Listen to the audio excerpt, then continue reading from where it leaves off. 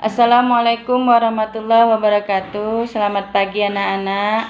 Hari ini kita belajar biologi secara daring.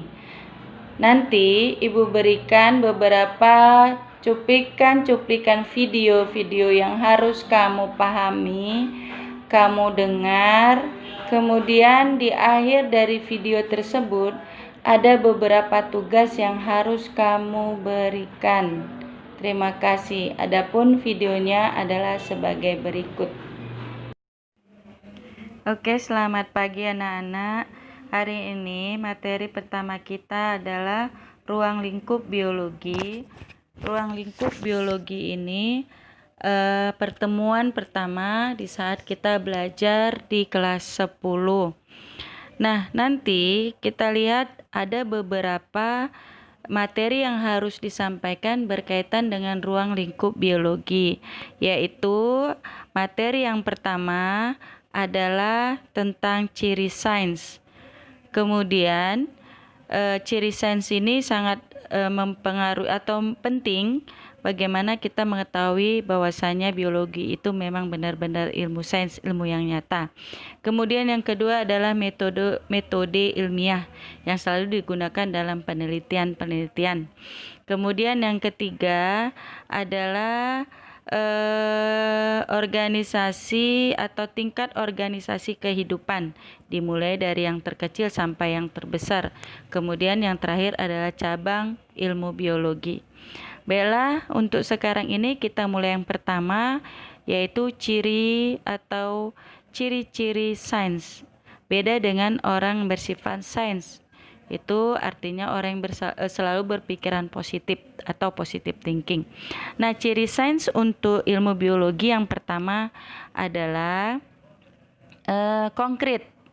Artinya konkret itu nyata, ada. Kemudian yang kedua adalah logis. Logis itu memang bisa dipercaya. Kemudian yang ketiga objektif. Objektif itu tidak boleh memihak. Kalau memang penelitiannya A ya harus A. Kalau B ya B. Walaupun kita sebenarnya tidak menyenanginya, tapi itulah objektif. Kemudian yang ketiga universal, menyeluruh, artinya di sini bisa digunakan atau bisa dipakai oleh siapapun. Kemudian sistematik. Sistematik ini berurutan, memiliki sistem dia.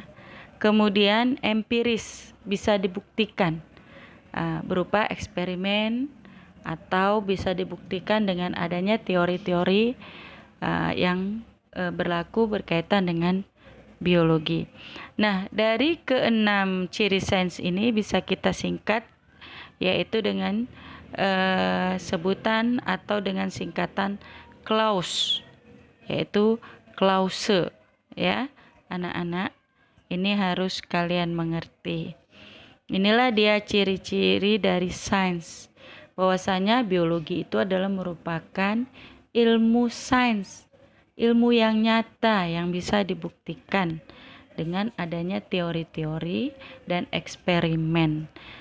Saya rasa kemudian materi kita berikutnya adalah metode ilmiah. Nah, metode ilmiah sangat diperlukan dalam penelitian-penelitian nanti, terutama saat kamu sudah kuliah. Adapun dalam metode ilmiah ini yang harus kita tentukan adalah pertama masalah. Ini metode ilmiah ini sebentar berupa kata tanya. Nanti kita jelaskan beberapa kata tanya yang berkaitan dengan metode ilmiah. Nah, langkah pertama dalam metode ilmiah adalah harus adanya masalah. Nah, pertama harus ada masalah. Apa itu masalah? Inilah tadi masalah yang akan ungkapkan dalam bentuk kata tanya. Bisa berupa apakah, mengapa. Nah, ini nanti berkaitan dengan bagaimana kita membuat suatu rumusan masalah. Nah, di sini berkaitan dengan bagaimana pembuatan rumusan masalah dengan menggunakan kata berupa pertanyaan. Yang kedua adalah observasi. Observasi ini sebenarnya pengumpulan data atau bisa juga disebut dengan mencari jurnal, kajian pustaka. Kita kumpulkan, ini berupa studi atau studi pustaka ya anak-anak, studi pustaka. Ini nanti kita kumpulkan untuk mendukung masalah yang ada, yang kita rumuskan tadi. Kemudian setelah observasi, kita ada hipotesis. Hipotesis ini bisa berupa pendapat sementara yang kita teliti.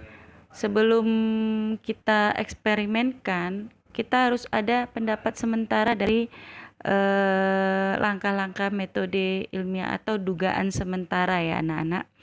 Nah, kemudian yang keempat adalah eksperimen. Nah, di sini eksperimen adalah menguji atau kita lakukan percobaan menguji dari hipotesis yang sudah kita buat, apakah sesuai atau tidak. Nanti di hipotesis inilah ada diterima atau ditolak hasil dari hipotesis setelah melakukan eksperimen. Kemudian yang ke-5 adalah kesimpulan.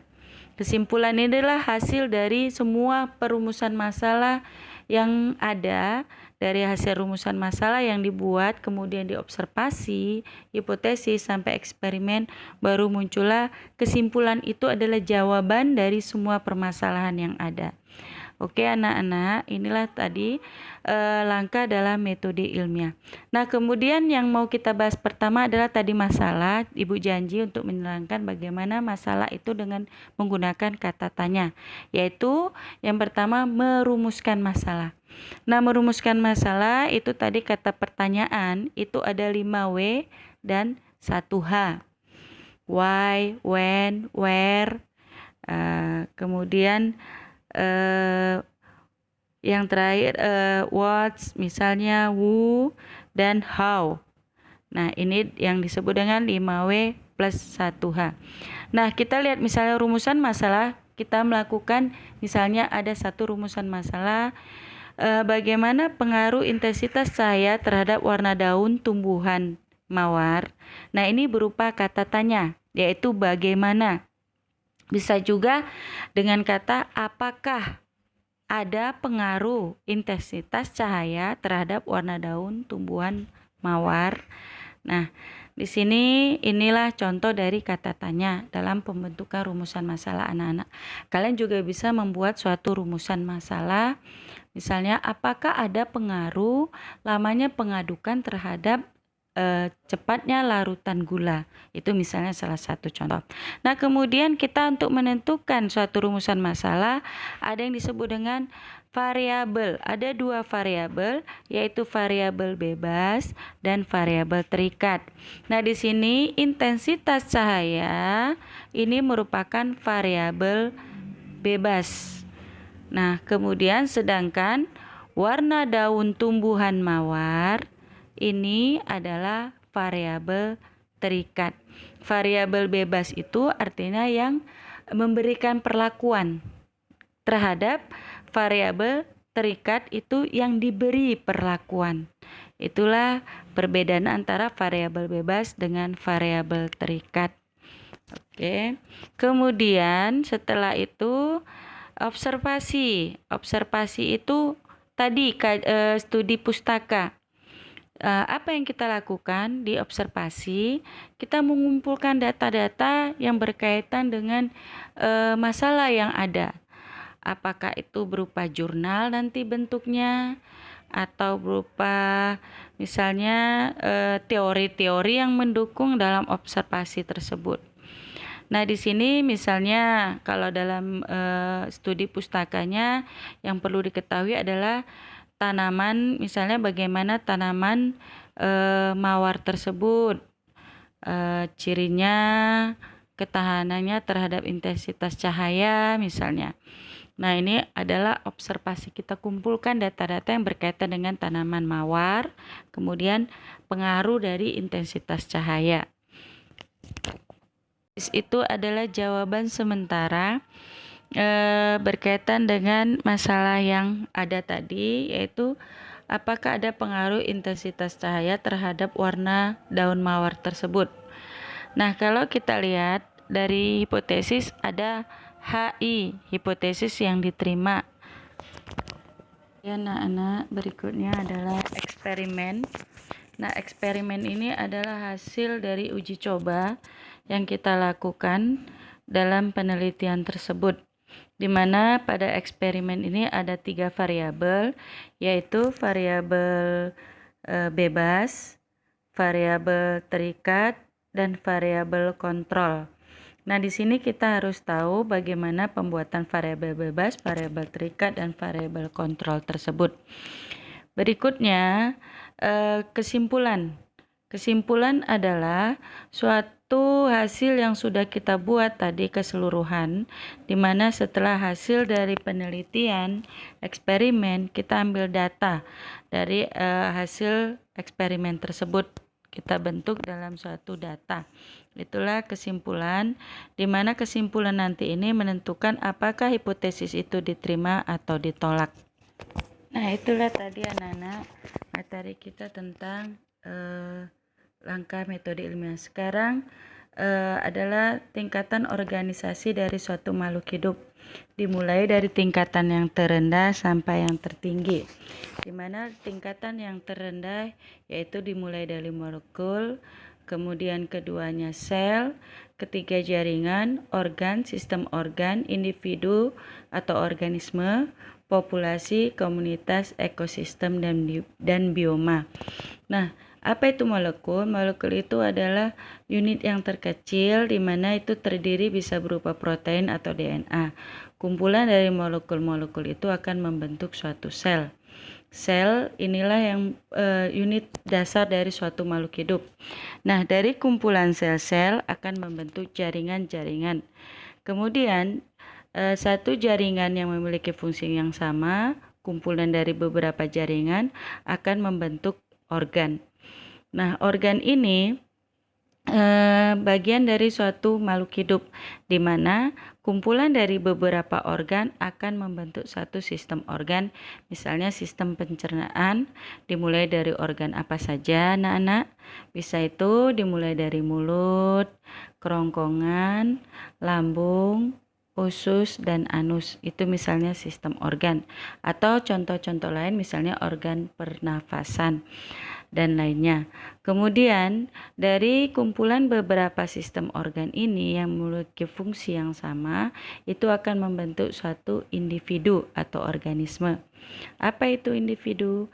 Individu ini adalah satu komponen makhluk hidup yang sendiri atau disebut juga egonya ya. Nah, itu sendiri atau ego.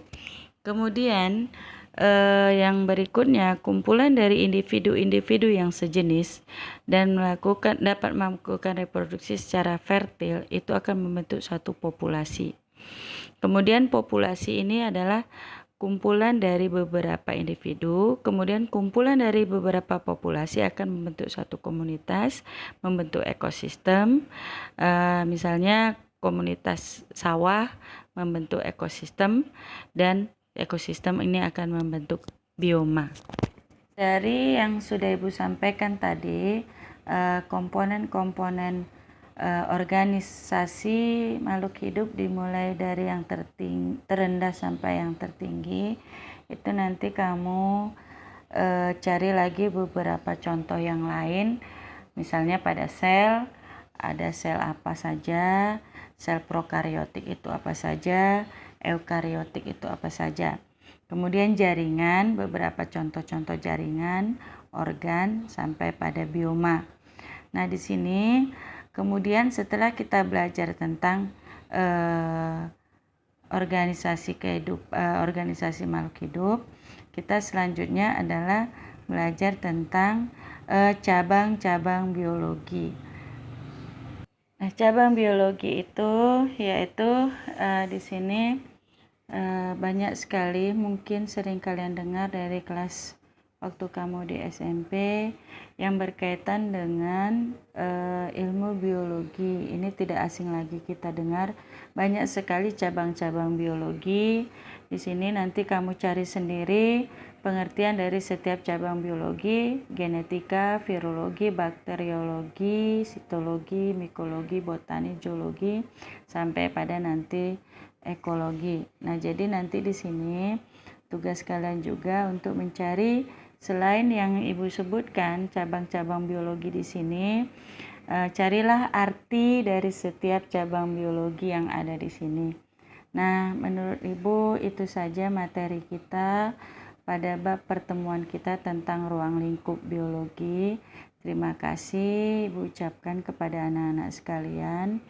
Nanti ada tugas-tugas berikutnya berupa LKPD. Sampai ketemu lagi di lain materi berikutnya. Terima kasih. Assalamualaikum warahmatullahi wabarakatuh.